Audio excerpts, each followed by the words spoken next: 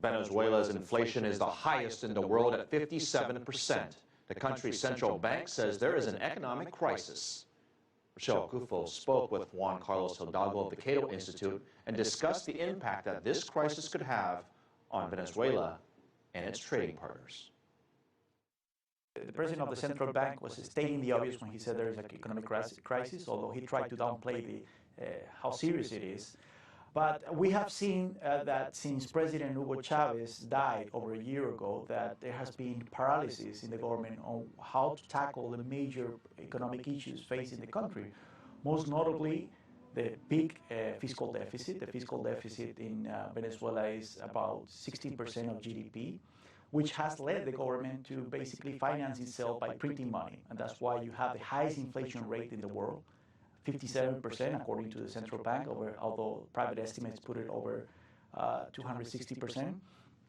And the way that the government has tackled high inflation by imposing draconian price controls has led to widespread shortages of basic staples and car parts and medicines.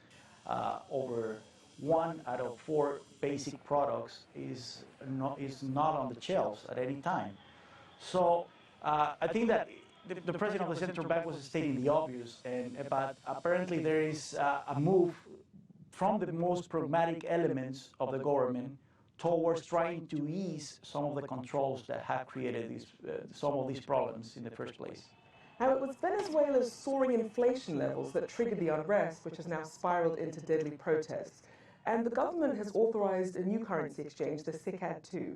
What's your opinion on that, and how likely is it that it will succeed?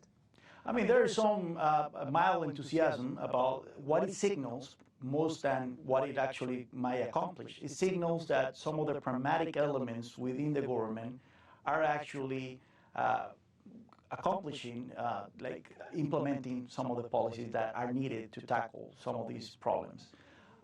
So far, it's been the hardliners that have got the upper hand when it comes to imposing more exchange controls, more price controls. But now we see a movement towards a market-oriented system in order to allocate dollars in the economy.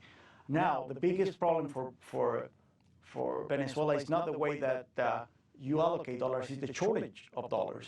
Let's remember that 96% of the exchange that Venezuela gets comes from oil, and oil production has decreased significantly in the last decade, over 28%. Over the last decade, Venezuelan oil has really helped the Cuban economy. Now, what are the implications for other countries that rely on these commercial relationships with Venezuela? Cuba, who receives an oil subsidy that amounts to 6% of GDP, it is estimated that without this oil subsidy, Cuba's economy might implode because it's actually in a weaker position right now than it was in the 1990s when the Soviet Union collapsed.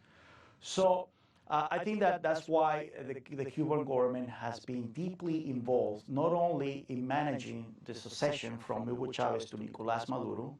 Many people claim that Nicolás Maduro was actually handpicked by the Castro brothers, but also in making sure that the different factions within Chavismo, within the government, remain together and do not fight each other, because that will eventually compromise the stability of the Maduro administration. How will the SICAD-2 limit the use of currency exchanges on the black market?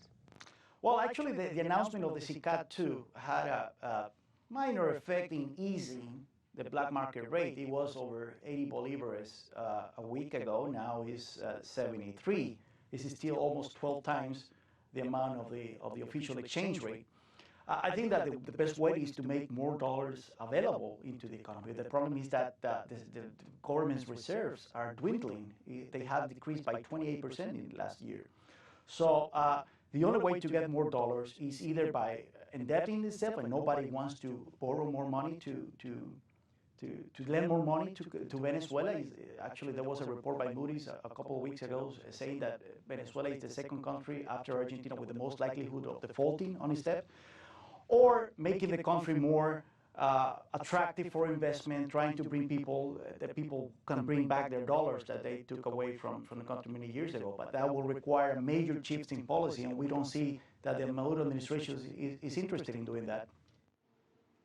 That was our own Rochelle Kufo speaking with Juan Carlos Hidalgo of the Cato Institute.